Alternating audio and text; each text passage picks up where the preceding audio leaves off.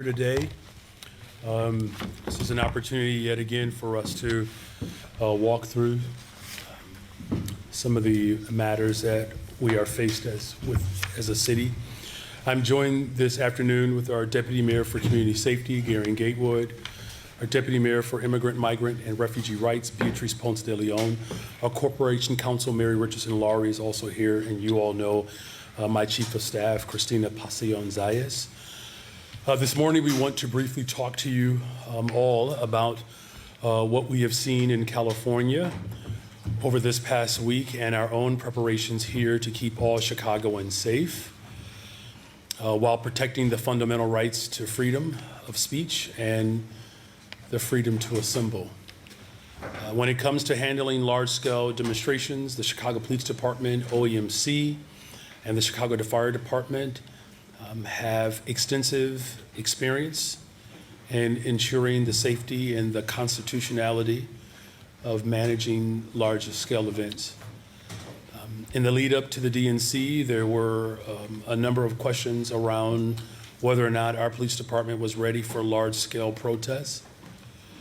What we ended up seeing was that thousands of people were able to safely exercise their First Amendment rights with minimal issues. There will always be, unfortunately, a small minority who will take advantage of a protest or a demonstration to cause chaos, but the vast majority of protesters remain peaceful and organized. Over the past 2 years, we have had experience in managing spontaneous protests as well as large demonstrations related to the war in Gaza in particular.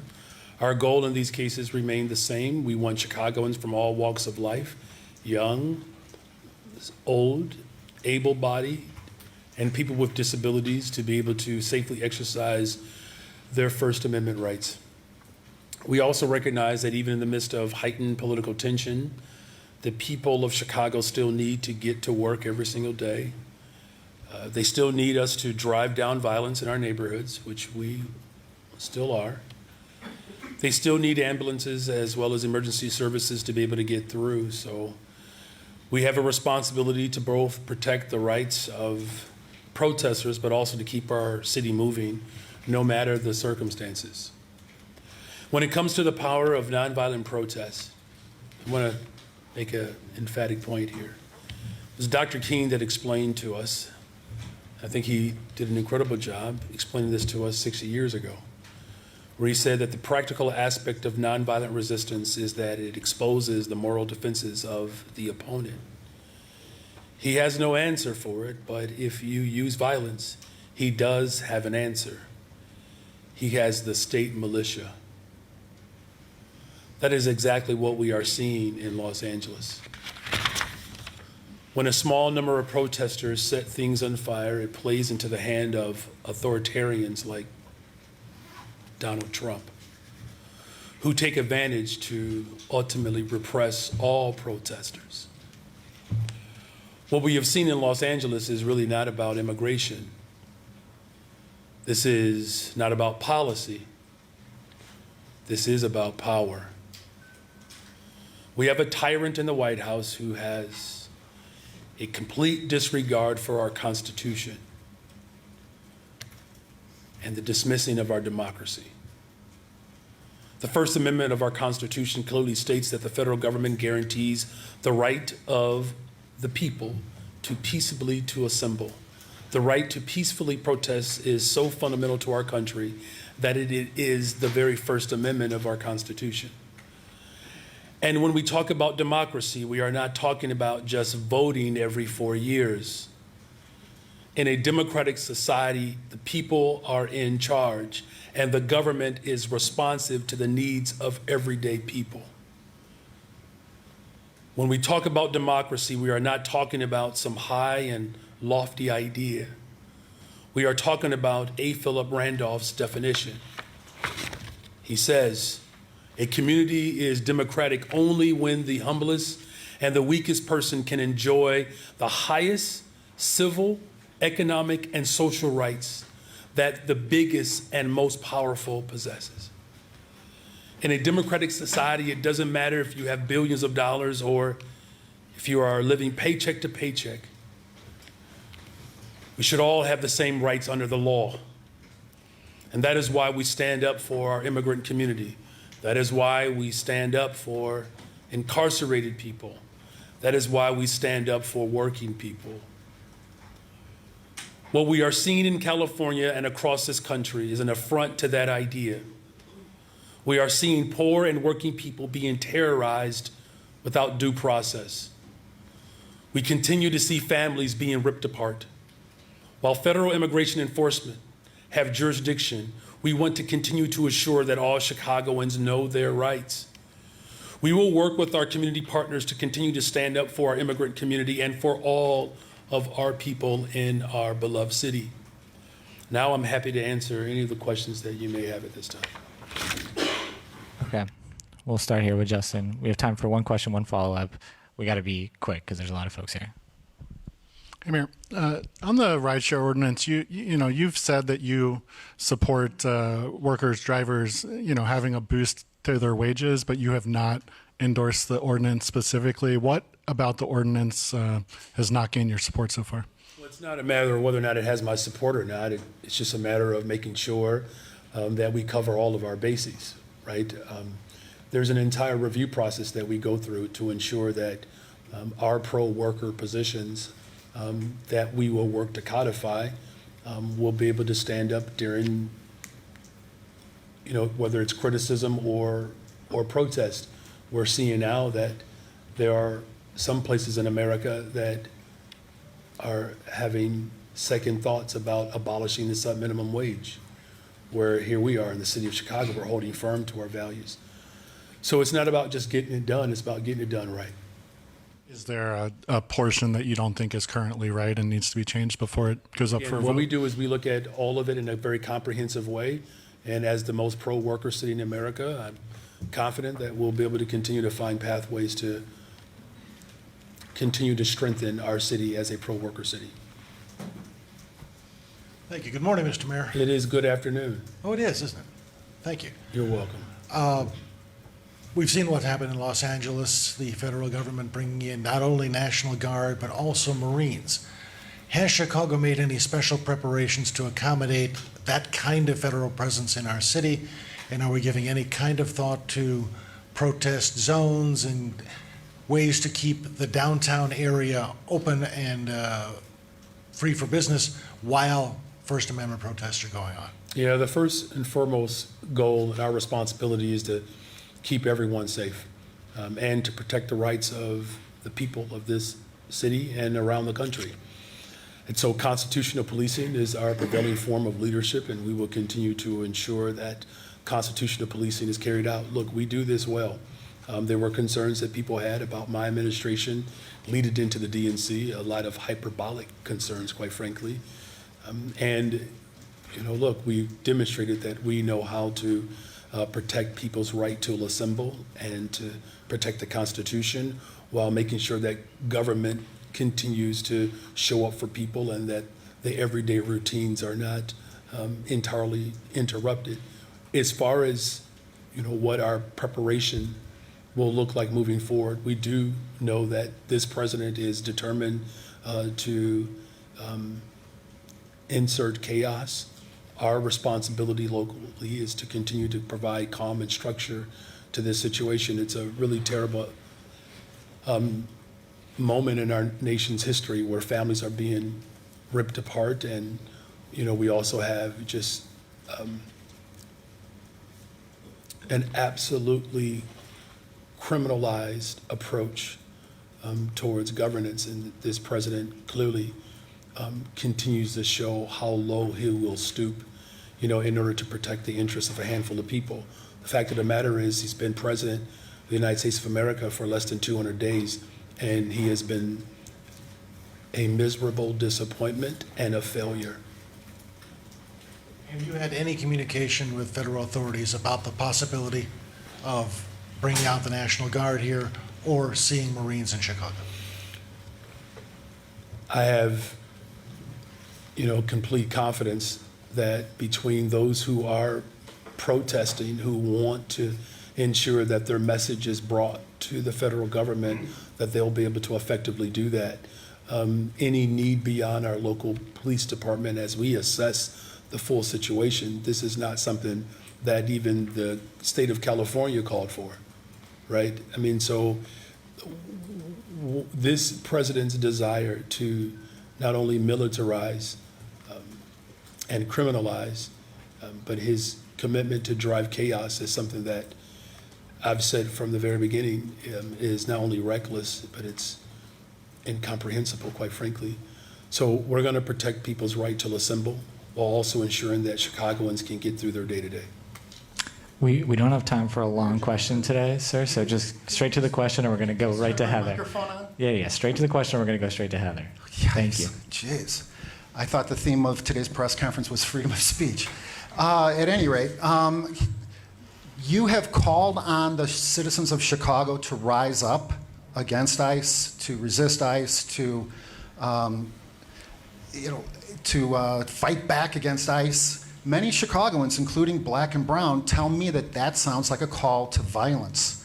In light of the violence that we're seeing in Los Angeles now, the looting, the damage to property, the attacks on law enforcement, would you consider withdrawing that violent call to violence? I believe in nonviolence. I believe in nonviolence. Right. Well, you also have said that the illegal immigrants that are being targeted by ICE are the working families of Chicago. The real Chicagoans are now facing tax increases because you've spent millions of their tax dollars on migrants. They're including a grocery tax. Okay, we need the question. Why would you think that real Chicagoans should trust you to spend their money after you've already wasted millions of it on illegal aliens? We are investing in people. Is that really honestly your only answer? Yeah, we're going to go to Heather now, thanks. Wow. Hi, Mayor. Hey, I want to cast your memory back to last week when a number of older people were protesting ICE outside a facility on Michigan Avenue, and Chicago Police Department officers and supervisors were present there. Are you confident that the reaction and the response of CPD did not violate the city's Welcoming City Ordinance or the Illinois Trust Act? Did officers act appropriately during that confrontation? what we saw was, we saw an unprecedented attack against the sensibility of our humanity. And under those circumstances, I am relieved that the number of people who were there to call attention to what ICE is doing or has done, that they were present. As far as the reaction of our police department, their responsibility was to ensure that if there was any element of that protest that could impact the safety of protesters and our residents, that they were there to ensure that safety was maximized. We are a welcoming city. The Illinois Trust Act is the law of the land. We will continue to uphold both of those policies. Of course, we're going to review and continue to review what went down last week, and there's an open meeting that's going to take place with a number of alders so that everyone is clear about the role that the local police department plays and how this particular unprecedented attack played out. Back to a little bit of normal city news. There's a measure that just advanced out of the city's License and Consumer Protection Committee that would allow older people to ban new short-term rentals from setting up in their wards. Do you favor that initiative, which could potentially significantly decrease the amount of short-term rentals in Chicago? You know, what I want is, I want to make sure that in everything that we do, that we continue to ensure that we're building a safe, affordable city. This particular measure, quite frankly, I'll have to look into a little bit deeper, but, I know that there are a number of alders who mean well and are trying to show up for their particular pocket of the city. My responsibility is to ensure that whatever measure is put forth is that, the impact that will or could have on the entire city, that I keep that into full consideration. And in this instance, I would do the same. As we look towards Saturday, What's your name? oh, Whitney Wild from CNN. From CNN? Yes. You just, when a new student shows up in the classroom, I'm going to notice, all right? I know. Welcome, CNN. I don't come as often as I wish I could. We'll change that. I'm working Okay, on it. all I'm right. here today. Thank you. It's my pleasure.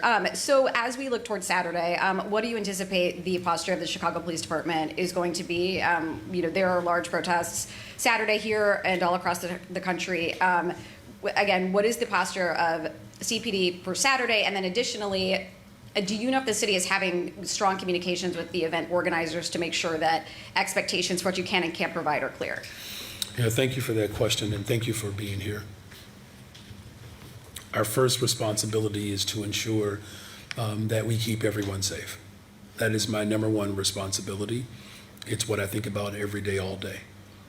The work that we have done collectively continues to drive violence down in the city of Chicago because that's something that is of a top priority of mine. And so our approach won't be that much different on Saturday in terms of what our ultimate responsibility is. And when we're talking about keeping people safe, the right to assemble peacefully is a constitutional right. So we have to protect that.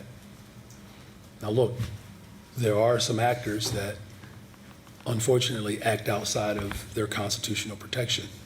And if that were to take place, those individuals will be held responsible and accountable. To the extent in which I can, name how we are in constant conversation and coordination with organizers, that's the strength of my administration. We talk to people.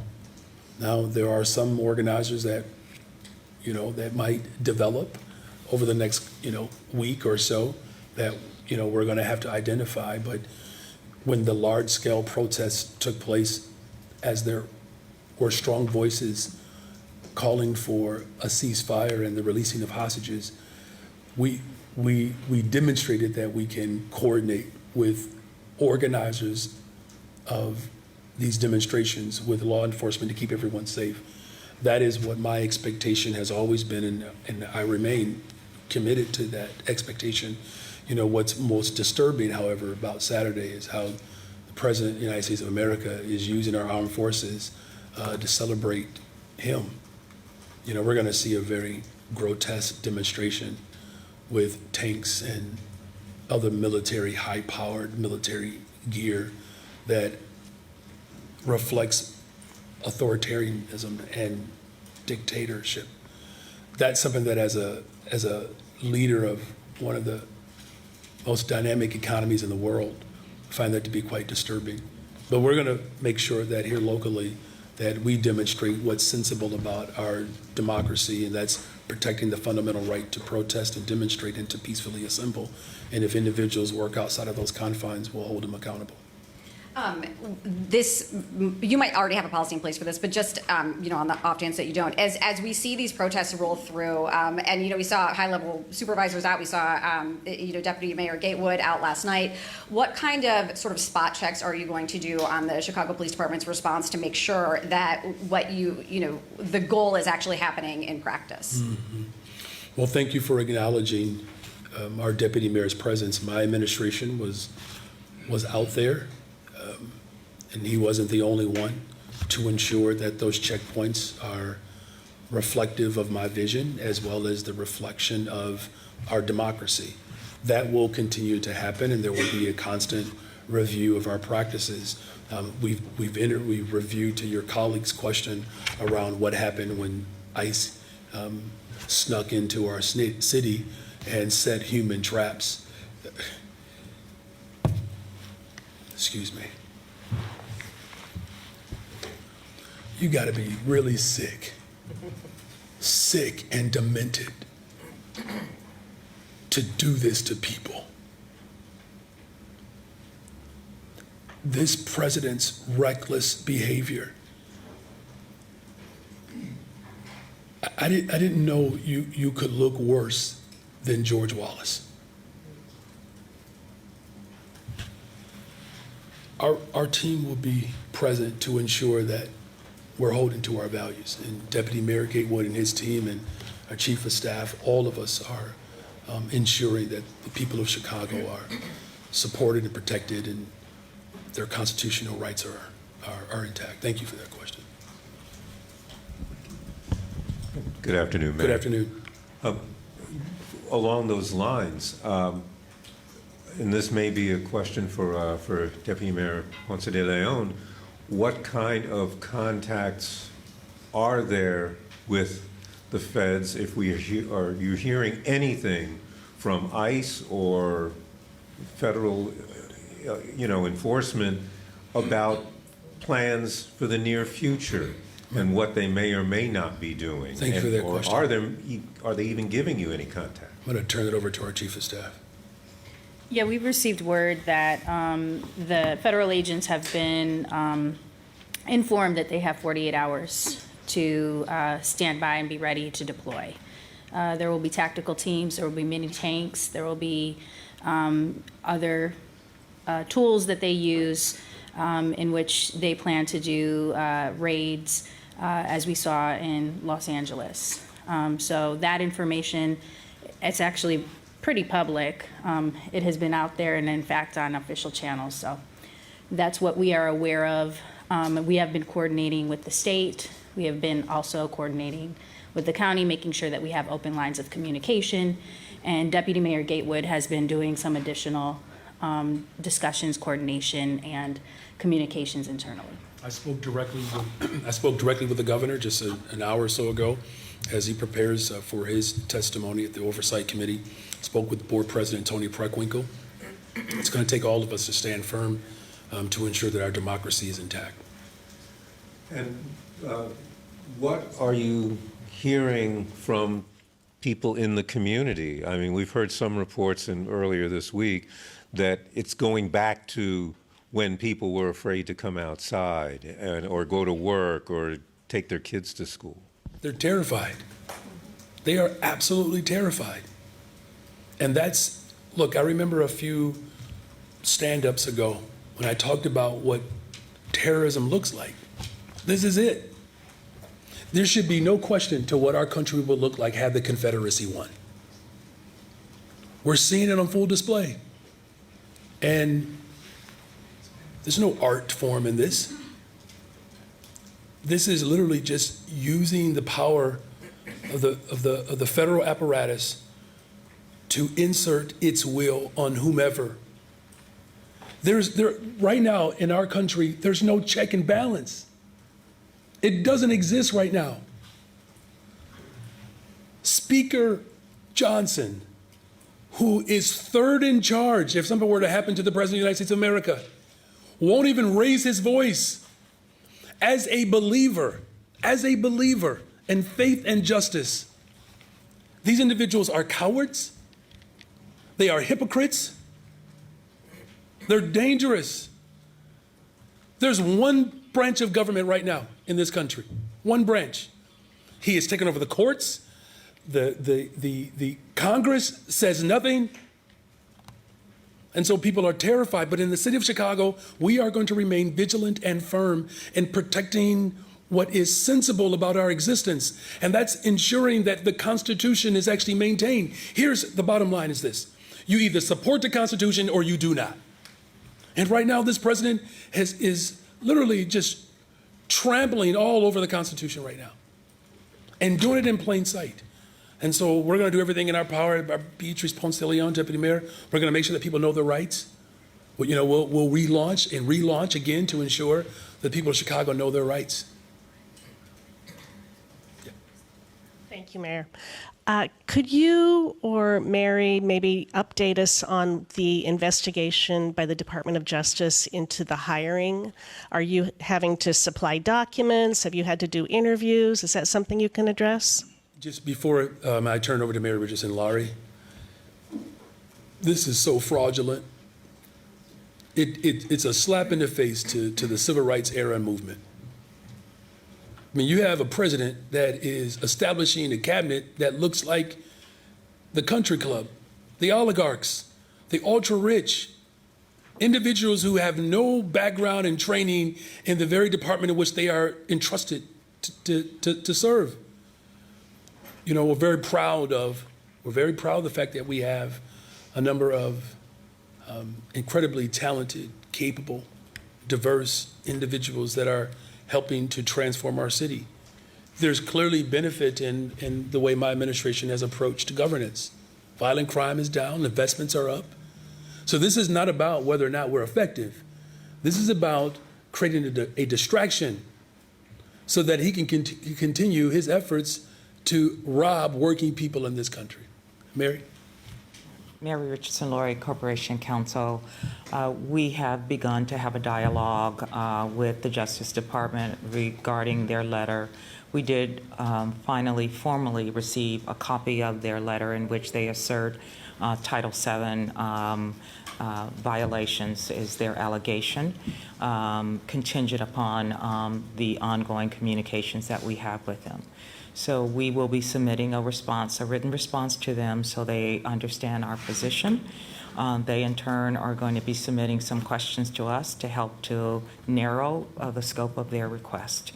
And then that dialogue will continue within the bounds of the law. Very good, thank you. Mayor, can you step back from all of this a little bit and talk about being a mayor of a blue city and the challenge of that right now? Are you all on a text chain wondering how you're going to communicate for the next 3 years and 7 months? What, so you can FOIA it?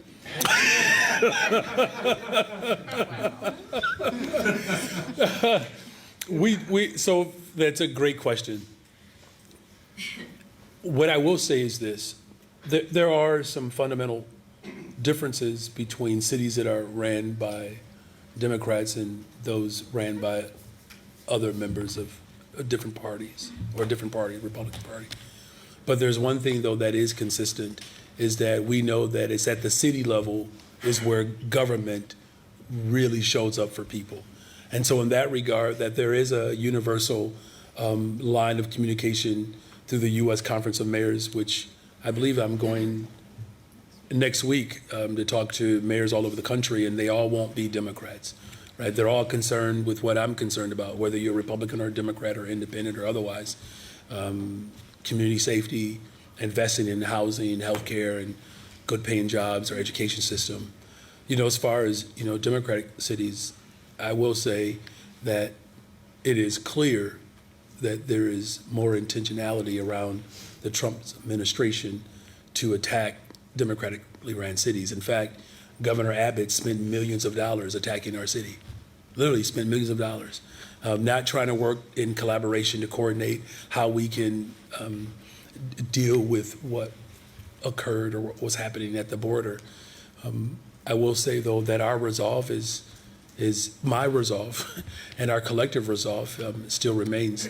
I will say, though, that communication extends beyond mayors. It even speaks to community groups. I'm going to turn over to our Deputy Mayor, Ponce de Leon. She can speak about some of the work that's happening on the ground and the way in which we're all communicating to ensure that we're showing up for working people, and at this time in particular, our immigrant community. Thank you, Mayor. Yes, thanks for that question. You know, our team is part of a network, a national network of immigrant affairs, immigrant rights offices out of mayor's offices. So we are certainly connected to them there and are seeing the types of activities that are going on in other cities as well. But locally, we meet and often are in touch with the major organizations that are fighting this and trying to inform residents. So the National Immigrant Justice Center, the Illinois Coalition for Immigrant Refugee Rights, the Resurrection Project, OCAD. And what we hear is certainly people are afraid, but people are also finding ways to stand up for their rights and to get connected to resources. And just a couple of the challenges right now is the need for legal support for deportation defense and for legal guidance. And as you know, we try to drive some philanthropic, private dollars in that direction, but also just send an invitation out to lawyers and others that might want to support those efforts. That is the most pressing need that we're seeing right now. And then in working with these organizations, also pushing out not only the know your rights information, but ways that families and individuals can be prepared in the case of a detention and what they can do. So I am often sharing this number, but I want to share it again. There's the hotline. It's 1-855-435-7693. That's for any immigration-related question or emergency. People recommend that give them a call. And then the shared website that is with the state and some of the organizations, and that one is good for beyond Chicago. And we're seeing, and we might see these actions happening outside of the city as well. So that is IllinoisImmigrationInfo.org. But we are in regular communication with those organizations. Hi, Mayor. How are you? Good afternoon. Good afternoon. Got it right.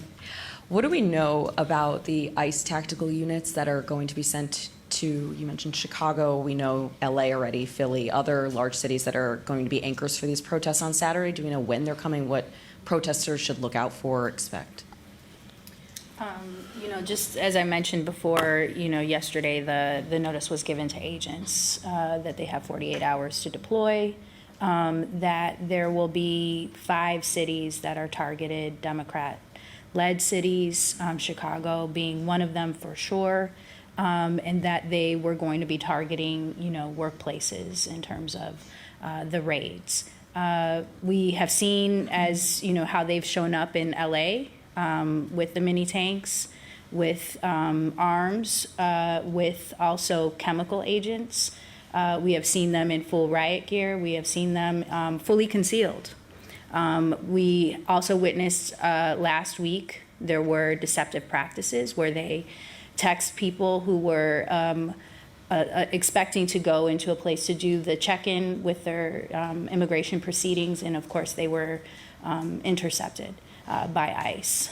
So we can expect all of those types of tactics, inclusive of evading due process, deceptive tactics, and concealing identity, along with some of those more aggressive actions that we witnessed in LA. And then just thinking about what happened yesterday, our crew was on the ground when a car drove through the crowd. Is there any sort of plan to try to protect large groups from vehicles, especially when we don't really know the route? Understandably, it can be difficult. Well, we were grateful that, in the midst of this effort by the Trump administration to create chaos, that we were able to get through yesterday without mass arrests or life-altering harm. The coordination between the organizers and the Chicago Police Department is one that we're going to continue to work to strengthen, because to your point, there were a number of organizers that, though it was structured, there has to be better coordination, and that's something that we will work on. Deputy Mayor, do you want to add anything else to that? Yeah, absolutely. So thank you for that question, Sabrina. Of course, after every large incident, we do have to action report to get a better sense of what we can improve. Nobody obviously expects someone to do what they did yesterday, so we'll make improvements on that. We already had a meeting this morning with some of our team on additional resources we'll need in place. We've been in contact directly with the governor's office about some of the support they can provide as well. So again, our teams are constantly thinking about ways to evolve and make sure folks are able to protest safely and our police are able to do their jobs. So that's what we'll continue to do on this one as well. Hi, I guess this would be for Christina Pasiones or Karen Gatewood. In terms of when ICE says they're going to have an action, what is the protocol for CPD and what is an appropriate role for them? I was told by an activist today that under the Trust Act, it is not appropriate for them to cut off streets or do crowd control. Is that your understanding? Basically, what's the CPD's role when ICE comes in? Let me just start off by saying that, and thank you for that question, we are a welcoming city, and that ordinance is the law of the land, the Illinois Trust Act. It's the law of the land, which simply states that our local law enforcement will not coordinate or engage or behave as federal agents. Now, if there's a federal warrant that is available, then that provides space for a different type of assessment. as far as the role and the responsibility of our police department, it is to ensure that protesters can live out the Constitution safely. That is their responsibility. They also have a responsibility to ensure that, in the event there are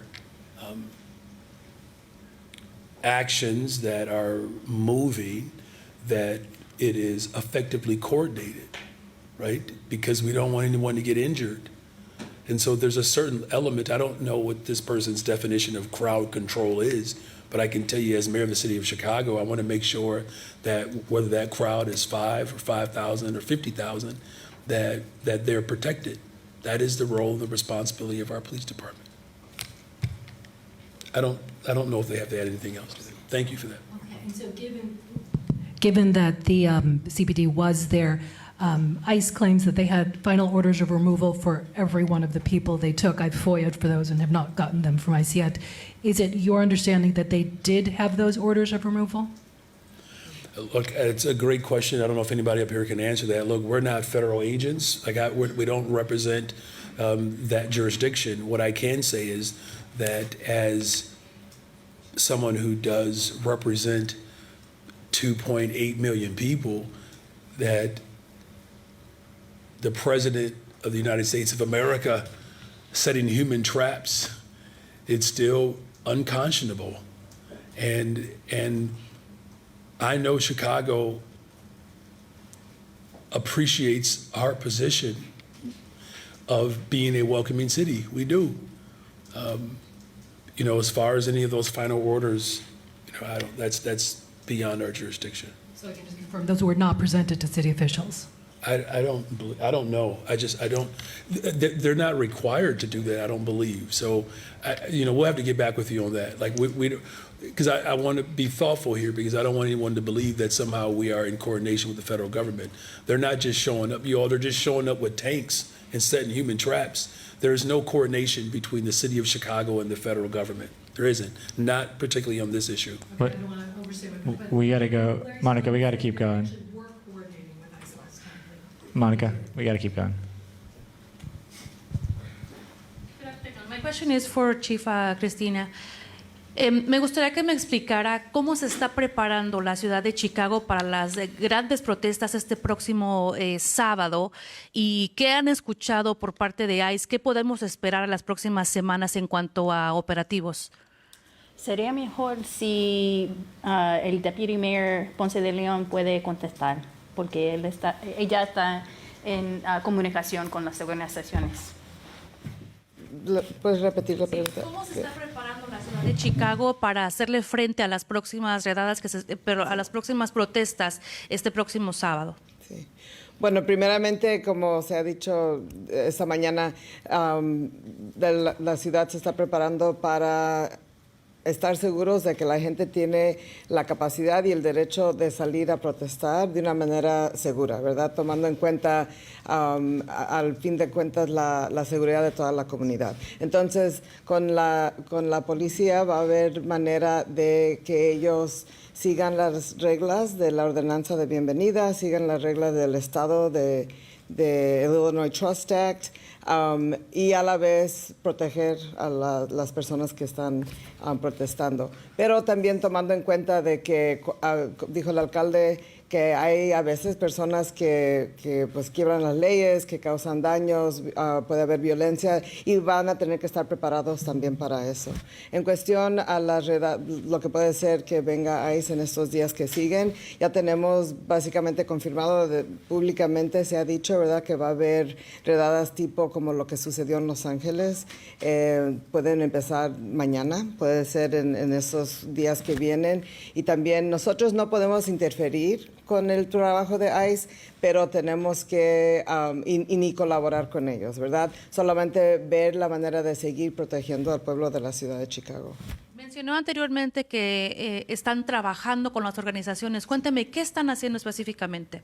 Bueno, hablamos diariamente con líderes de las organizaciones como son ICER, el Proyecto de Resurrección, OCAD, porque sabemos que ellos están en la lucha, están informando a la gente de lo que son sus derechos, los recursos que hay para ellos, y también ellos están organizando protestas, demostraciones de una manera pacífica. Lo que quieren es que luchar en contra de lo que está sucediendo a nivel nacional, pero hacerlo de una manera que no pone en peligro a las personas que están. Y tenemos que agradecer que están tomando sus riesgos ellos mismos. Muchos son impactados y afectados personalmente. Nosotros queremos apoyarlos de una manera que también respeta lo que son las leyes de la ciudad y el trabajo de la policía de la ciudad de Chicago. Thank you. Thank you. We will continue to organize collectively. Thank you. Mayor, good afternoon. Good afternoon. Block Club reported today that Uber overcharged customers $1.8 million in a downtown congestion fee that was collected by the city. The company is now asking the city to pay them back because the company paid back its customers. Should the city do that? We will be reviewing, Mary Richardson Laurie Corporation Counsel will be reviewing the allegations set forth by Uber and respond. You might be aware that we already have an active suit associated with Uber, so we will review those specifics and respond accordingly. Gotcha. And there's already a handful of city fees on Uber rides. I understand as a measure to close the fiscal cliff that did not pass, it would have been a new 10% tax on all Uber rides in Chicago. Ubers have gotten more expensive. Do you think these surcharges and city fees have gone too far, or could we place even more on these on Which on Uber? fiscal, what you're talking The about in transit Springfield, fiscal the cliff, yeah. transit, okay, I Yeah. just want to make sure that we're clear. I believe that the state of Illinois, working in collaboration with the city and the county and really the entire state, of finding ways to ensure that public transportation is affordable, reliable, and safe. That is the collective responsibility and the role that I believe that we all have. You know, as far as any specific revenue proposal, again, I've stated it in multiple ways and multiple times that we have an unfair structure in the state of Illinois where the ultra-rich that benefit from our city services have to take more responsibility, right? I mean, our region alone, economically, we drive this state, and 87% of the overall ridership or even economic prowess of our transportation system is right here in this region. Everybody benefits from Chicago. Everybody benefits. So there has to be a more collective responsibility in this moment to ensure that that benefit is still available and that the responsibility of that benefit is equitably distributed. Thank you, Mac. Thanks, Mac. We got to keep going. Sorry. Thanks for coming in. Good afternoon. Good afternoon, Mark. Given the Commander-in-Chief's voodoo sense of rule of law, how concerned are you that this whole thing is going to escalate to the point that he's going to declare a warlike emergency and therefore suspend habeas corpus, with the result being that the 14th Amendment and due process just go out the door, which is provided in the Alien Enemies Act? Well, it's clear that that's what he's doing. Those are his intentions, right? You know, what I find interesting, though, is that, you know, you asked about how worried or concerned. This is where this is so pharisaical, right? Because the same individuals that are worried that government is too big, you know, this president and his party, you know, are sending masked men with war weaponry, you know, into cities and creating checkpoints in cities and disappearing people without the due process, right? I mean, he's already doing that. This is no longer a threat. He's doing it, and, the same people who are supposedly concerned about government overreach and civil liberties, they're doing it. What our response has to be is to ensure that, we protect, people's basic fundamental rights. That's why I said before, Mark, you're either for the Constitution or you're against it. And, you have people who are lining up, the ultra rich, to extract more out of this economy, putting poor people and working people in desperate states and trying to create chaos to create division within community groups. And we're saying enough is enough in Chicago. Coming after vulnerable people, no matter who they are, is a threat to all of us. And so that's why we're going to continue to work to build a safe, affordable city, but also to ensure that we're protecting the rights of all of our residents. Thank you for that question. And given what's happening to Ross Baraka now, how inoculated are you from going the same way, whether you're personally there or not, to uphold sanctuary city status or doing it from your office? Yeah, it's a great question. And look, I don't believe this is about sanctuary city solely. It's not. I mean, I think that's a component of it. This is not just about sanctuary city. Again, this is about our fundamental right to be able to live peacefully in a nation that has yet realized its full potential. As far as my own, personal inoculation or how I show up in this moment, unafraid, unbossed, unbought, I'm Chicago. We stay ready. So don't be scared. Don't be scared. And you know what, Mark? You can clock that too. Good afternoon, Mayor. Last week, we reported that ICE subpoenaed the clerk's office for the personal information of city key applicants, many of whom are immigrants. Mayor, what's your reaction overall to the federal government going after this info? And what should the future of city key be in light of this risk? Mary. Thank you for the question. We responded to that request for information, and we respectfully declined within the bounds of the law, given the privacy issues and specifically the exposure of groups like domestic violence victims, which would have been exposed had that information been provided, which would have been in contravention to their rights. We will continue to monitor activity, all administrative warrants, as we are doing now, and we've put a process in place should we receive future administrative warrants from this administration. Mayor, can I also just get you to opine on just the overall tactic of the federal government going after this data? It's bad and it's wrong. Since you responded to ICE saying you won't comply, have you received communications from them? And is there any world, such as a threat of contempt of court charge, where the city would turn these documents over? The issuance of an administrative warrant is just that. Administratively, it's not a court-ordered process. Should they move towards a court setting, we will respond in kind. But we have provided a response to them on that specific issue. As we have in some other categories, we produced documents that we do think we're obligated to produce. But with respect to City Key, we don't believe such an obligation exists. Hey, Mayor. Hey. Following up on Justin's question, what do you want to see passed in this rideshare worker ordinance? Specifically, do you support forcing Uber and Lyft to pay drivers as much as the ordinance is seeking?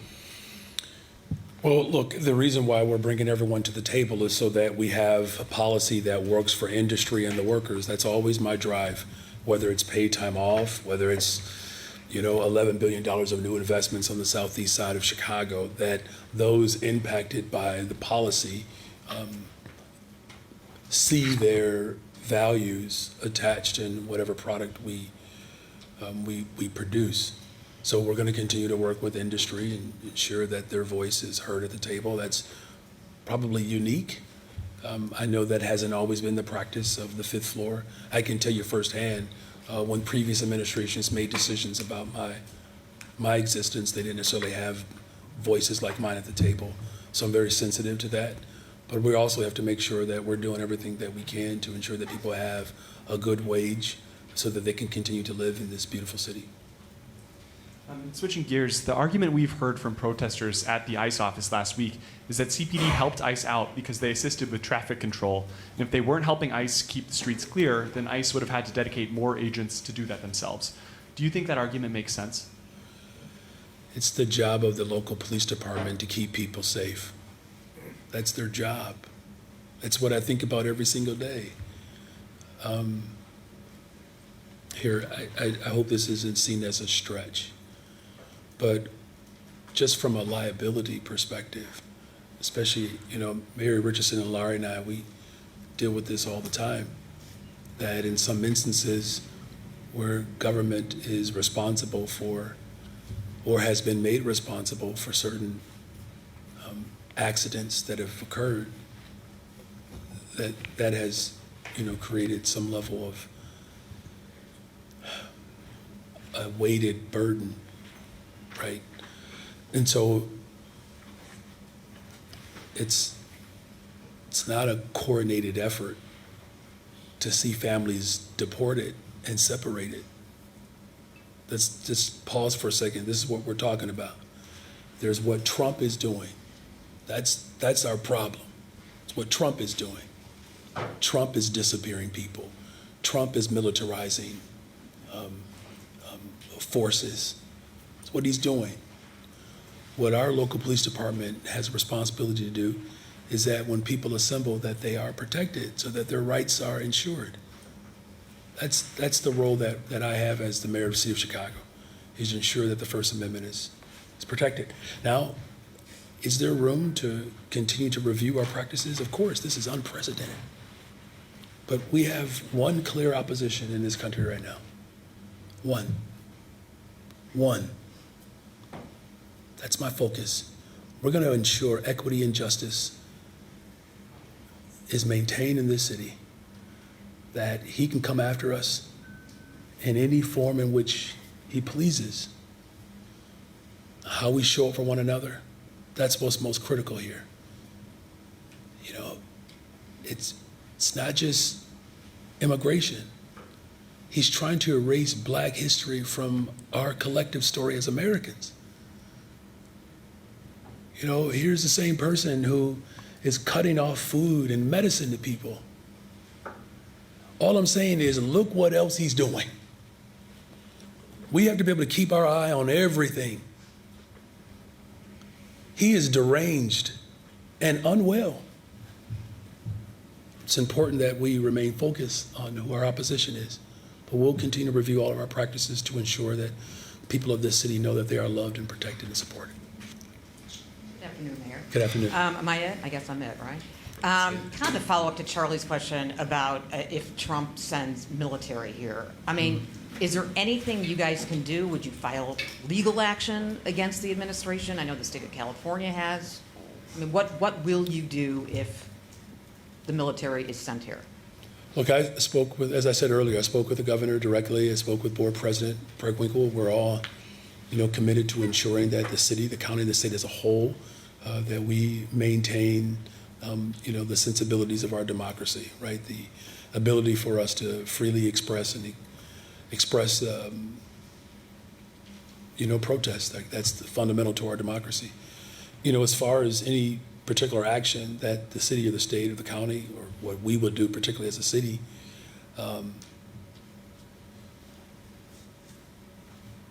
this is a necessary fight for all of us to be able to push back. Whether we use the courts or whether we continue to protest and raise our voices, dissent matters in this moment. Now look, he is abusing his power. We warn people, though. You all know we warn people. I've been saying this for months before the November election, that there are those in this country who have not accepted the results of the Civil War. And it's a war on our culture. It's a war on our democracy. It's a war on our humanity. I am counting on all of Chicago to resist in this moment, because whatever particular vulnerable group is being targeted today, another group will be next.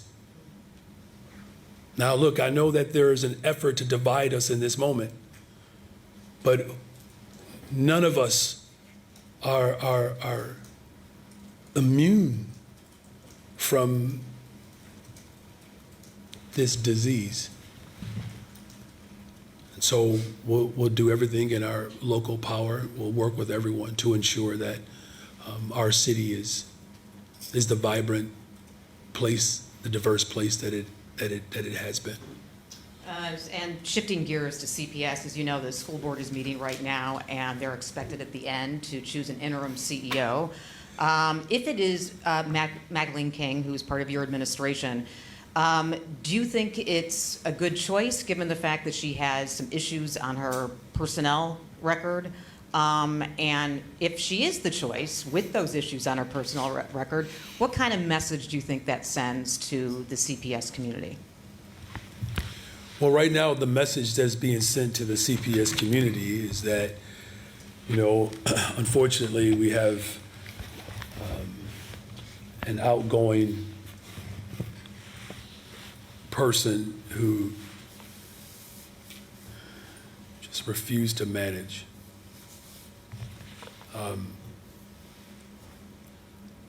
The budget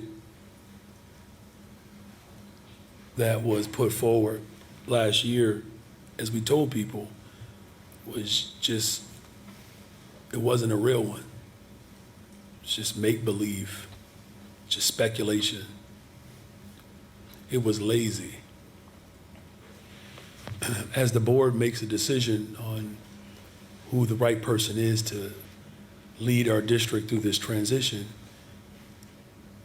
it has to be someone that reflects the values that I've fought for my entire education career. That's the thing that's most important here. But should that person have violations on their personnel record? The person has to reflect my values. And my values are, we have to have a school district that works for every single child. Now look, I'm not going to get into any speculation around, who the final person will be, but I do know that there was a very thorough process as I directed the board members to go through, to vet, and to take that thorough process before the democratic body.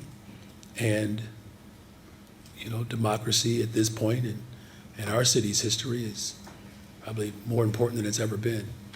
So, we're going to have a school district that maintains class sizes that are smaller and manageable, libraries and librarians, social workers and counselors.